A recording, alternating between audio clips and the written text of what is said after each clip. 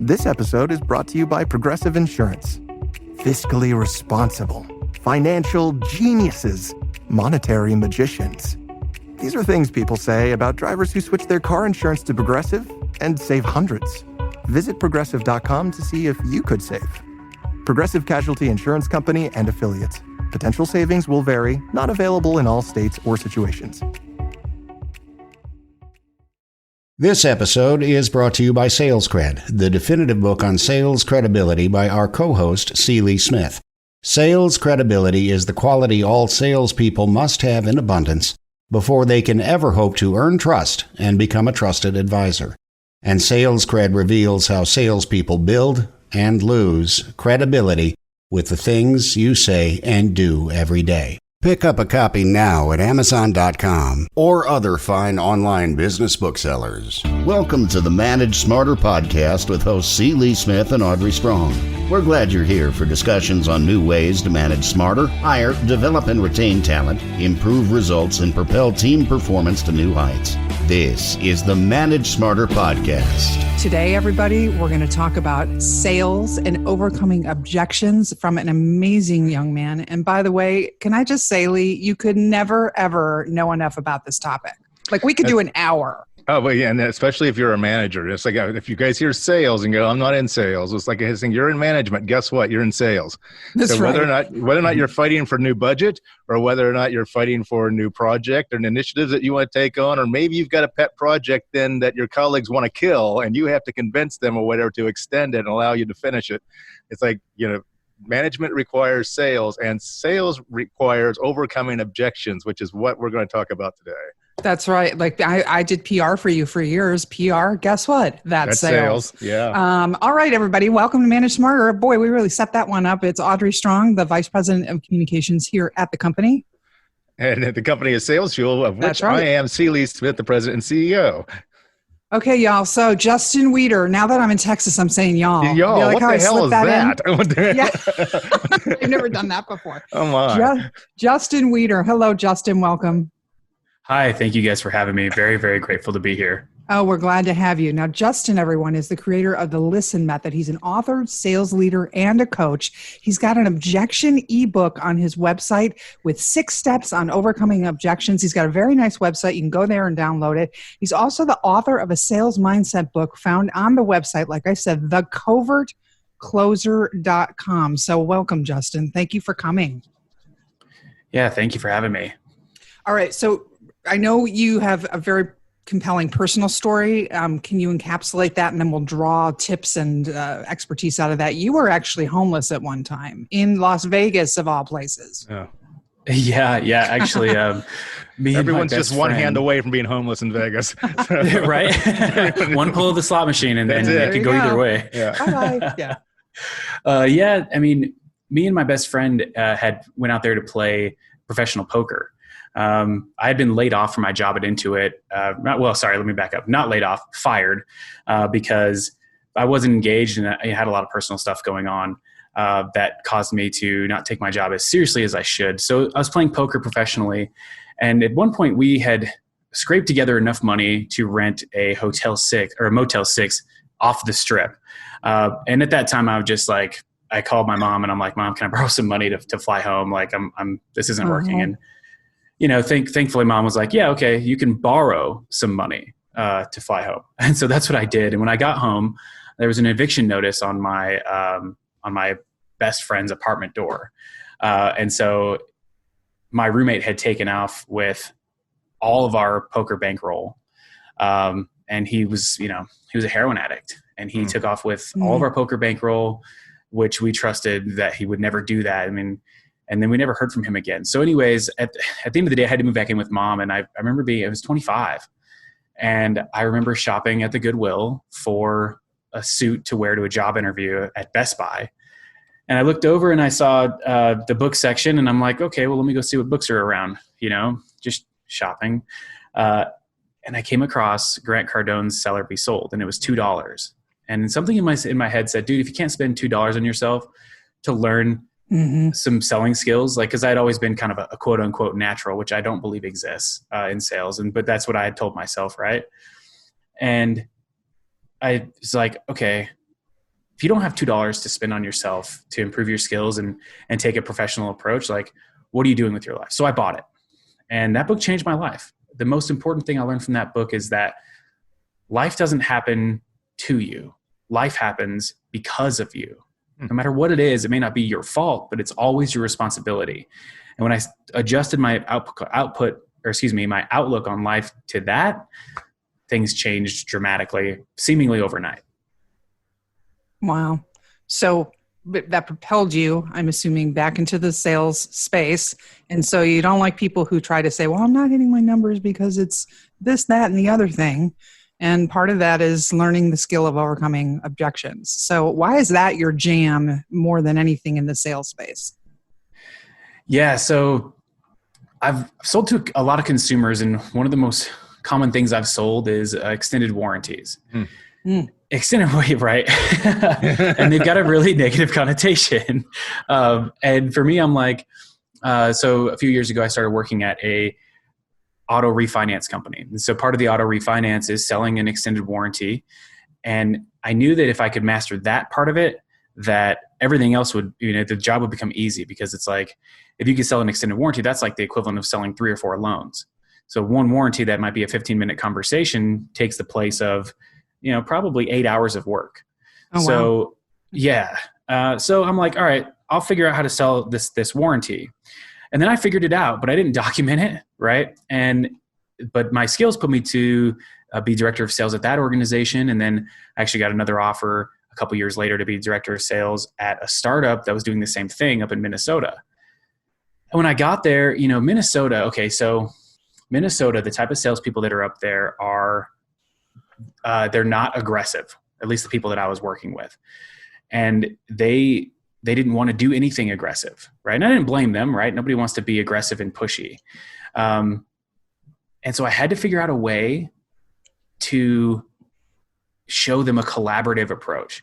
So I took what I had been doing, which was a lot of fly off the cuff or a lot of feel of the moment, but not documented. And I started thinking like, okay, why did this work? So I was listening to sales calls. I was taking sales calls myself. I was listening to the best people. And I started realizing that the best people are not slick, which is kind of the idea. They think that, in order to sell, you have to be some fast talker or some, super pushy guy. You don't have to be that. In fact, the best people aren't. The best people ask questions and walk people through their decision-making process themselves, right? They have conversations, right? It's like, and they listen, and they just, they let their natural curiosity take over and let the conversation kind of guide itself. Yeah, exactly. And it's like the best people, they didn't believe that the customer knew why they were saying no. And so if they began to explore that and really get to a point where the customer and they are on the same page as to why, and it's not just an automatic response, those are the people that were closing deals and selling warranties. So working with them, I started to codify it into the listen method. And what we found is you can take someone who has, maybe 6 months of sales experience, you can teach them the listen method, help them plan and practice and role play. And all of a sudden they can be closing warranties on 60% of their opportunities when previously they were closing it on 10. Let's drill down on that. Let's talk about the listen method, because it's one of the things that, with salespeople, the biggest issue that I have with the salespeople that I train and consult with is they are, and instead of listening, they ask a question, instead of listening to the answer all the way through to the end, about halfway through, they kind of zone out and are already queuing up the next brilliant thing that they're going to say. And they can't wait for the buyer to shut up. And so they're missing key information, because the best information is usually at the end, and they're totally missing it. And I even had a salesperson recently that we were interviewing for a position here actually cut off the buyer, mid-sentence at the end or whatever, because he couldn't wait to say the next great thing that he wanted to say. So listening is a big deal. So, tell me a little bit more about your process. Yeah. So, we find that at least when people are doing that, when they're in their own head trying to plan out the next best thing, what they're really thinking about is being that slick sales guy, or they're trying to impress somebody, or they're trying to impress the buyer, or they're trying to impress, the sales manager who's listening in, right? And they're not thinking about that person. So with the listen method, what we've tried to do with this, and what makes the biggest difference, is shift the focus from what the salesperson is doing to really focusing on what the customer is doing. And that involves, the 6 steps. And part of that is the what, why, how sequence. Because you can't think of a good why question or a good how question unless you listen to the response from the person. Okay. I like what you said on a different podcast too, which was your method also involves making the prospect feel like you're not trying to box them into a corner where there's no escape and making them uncomfortable. You said a couple lines that you use on that I really liked, that immediately kind of shifted the feel of the conversation. Can you talk about that? Yeah, of course. The worst thing that you can do to somebody, I call it blowing your cover. The worst thing you can do to somebody is have them realize like, oh, you're just asking me that question so that I'll answer this way, because then they're not going to answer that way. And that makes them feel like they're put in a box and makes them feel like they're being pressured. So to walk through, all 6 steps in sequence at a high level, the first step is L for ledge. I borrowed that from my man, Jeb Blunt. But essentially what it does is give you a little bit of room in the conversation. It gives them room to calm down, and it gives you room to calm down. Because again, as much as we'd like to say we're not emotionally invested, we are, because this is our paycheck we're talking about. But at the same time, if you're going from that place of auto reactance, you're going to say something you regret and you're going to give yourself away. And what you really should be focusing on is the person that's in front of you. So the ledge gives you, I call it, it's kind of like a mind read, right? Whenever someone's saying, oh, I want to think about it, that's not really what they want. And if you've been doing your job for a long enough time, or you listen to enough calls, you can begin to kind of predict what's really going on based on the previous part of your conversation. And even if the best part about that is, even if you're wrong, even if you say, hey, the price is probably too expensive for you, isn't it? Even if that's not the right thing, humans can't help but correct each other. So they're just going to correct you and say, no, it's actually that you can't deliver it to me on time. Okay, cool. Now I have something I can deal with, right? Now I've sliced the top off of the objection. And now what I can do is start asking questions around that, because most of the time what people have is limiting beliefs around buying something. They believe that they should think about it for a night because that's what their granddad told them. But at the end of the day, there's really nothing else that delay is going to do for them other than make them feel better about it. And if you can help them feel better about it right now, you have a closed deal. So you start investigating those beliefs, and you're almost like I deal with a lot of coaches and consultants. And so I tell them, this is your first act of coaching, is walking them through their beliefs and why they believe that, and helping them have a breakthrough because that belief may be limiting them in other ways. And at the end of the day, your product or service is here to help them. If they don't take any action, and this is the right customer, right? You don't want to be trying to use this or sell someone who shouldn't be buying what you're selling. If this is going to really help them, then they need to take action on it right away and not delay. The more delay they have, the more lost value. So you use a sequence of what, why, how, which forces kind of a deep dive into what they said. So using the delivery example, well, you guys can't deliver it on time. Okay, well, what would on time look like? And then they tell you, and you say, okay, well, why is that important to you? And then you start to understand more about what they're thinking, and stuff that you may have missed, or stuff that they didn't feel like you cared about, or stuff that, they actually didn't realize was the problem. Humans think that we have this massive view of everything that's going on in our head, like the movie Up or something, right? But we don't. We have a very limited, small view. And questions help expand that. And that's how you provide value for people. And you can do it in discovery, or you can do it in objections, or you can do it both times, right? And then once you get there, you're on the same, and then you need to state the issue back to them. Or sorry, you'd ask them why, they tell you why, and then you ask how. And I do this a lot in coaching sales reps, is I say, okay, well, let's throw some ideas at the wall. How do you think we could solve this together? And then the customer starts telling you how to solve their delivery issue. Well, excuse me. Well, if you could, great. If you could get it by, 3 weeks instead of 4 weeks, oh, okay, let's talk about that. Maybe I can do that, right? And then so now you know exactly where you're at. And a lot of times by these 2 steps, you've already closed the deal. That's the best part. Sometimes people will just go, you know what, man, I don't know. I was just in my head. Screw it. Let's do it. But if you haven't, you can keep going. So then you state the issue back to them. Obviously, you want to make sure you're on the same page. And then you test their engagement. And this one was a big sigh of relief for a lot of the folks I worked with in Minnesota, especially when we put this together, they didn't want to waste their time selling to someone who had no chance of buying it, right? So you test their engagement, right, by asking them, hey, you think this and this, and we agree on that. Now, you might not have all the information. Is it okay if I go over that extra information that you're missing with you? And they go, yeah, okay. Now they're engaged and they've agreed to listen to your pitch. That's when you start pitching. But now you can actually tie everything that you're talking about back to what their real issue was, because you fully understand them. And they feel like you fully understand them. So now they're going to listen to you. A lot of times I tell sales guys, like, a lot of times it's not what you say. It's the fact the person's not listening to you because they don't think that you care, right? If they knew what you knew, they would buy it. And if that's not true, then that's a whole other problem. Then why are you trying to sell it to them? Exactly. So you go through and educate, and I teach people to educate with metaphors and stories. Don't sit there and talk about, features and benefits and stats and this and this. That stuff's boring. Tell someone a story. Tell them what happened. Build up the tension in the room, and then, make them the hero of that story. Help them see how they can step into it.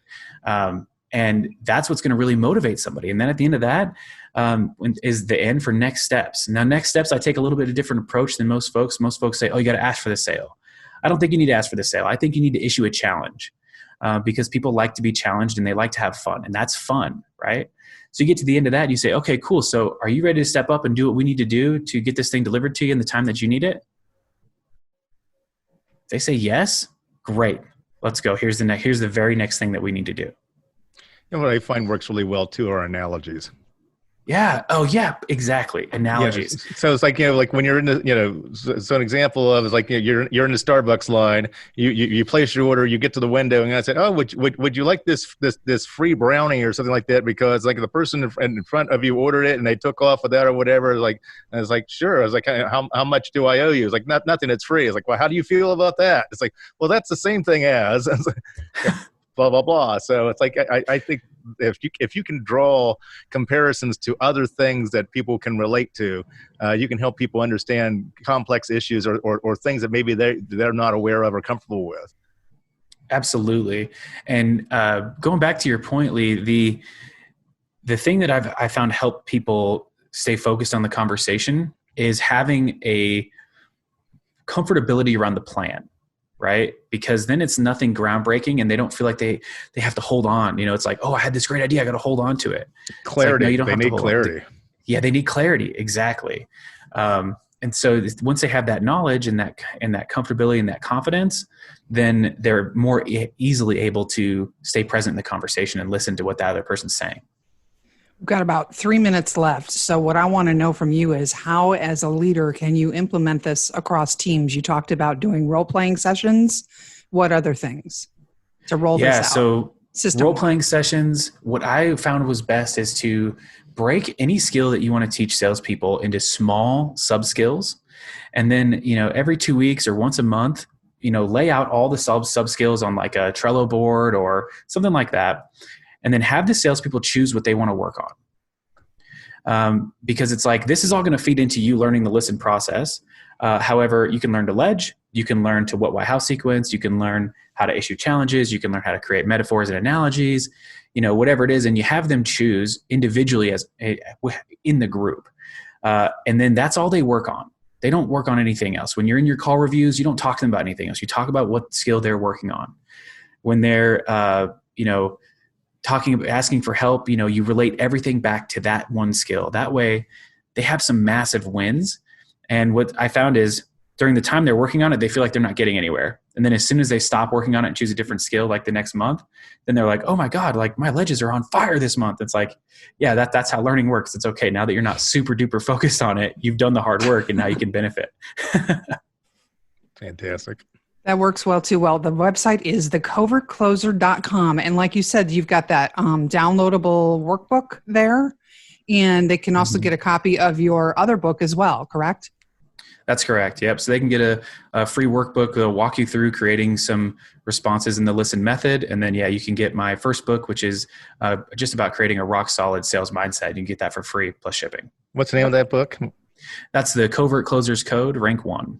Okay. Love it. Justin Weeder on LinkedIn.com and Jay Weeder on Facebook, everybody. Justin, this is great. I think everybody needs to hear this in the middle of a pandemic. We can always be better at trying to improve our win rate. So thank you for coming. Absolutely. Thank you so much for having me. It was really great to meet you guys. Thanks for listening. If you enjoyed the show, please rate and recommend on iTunes, Overcast, or wherever you get your podcasts. You can also get more great information at salesfuel.com.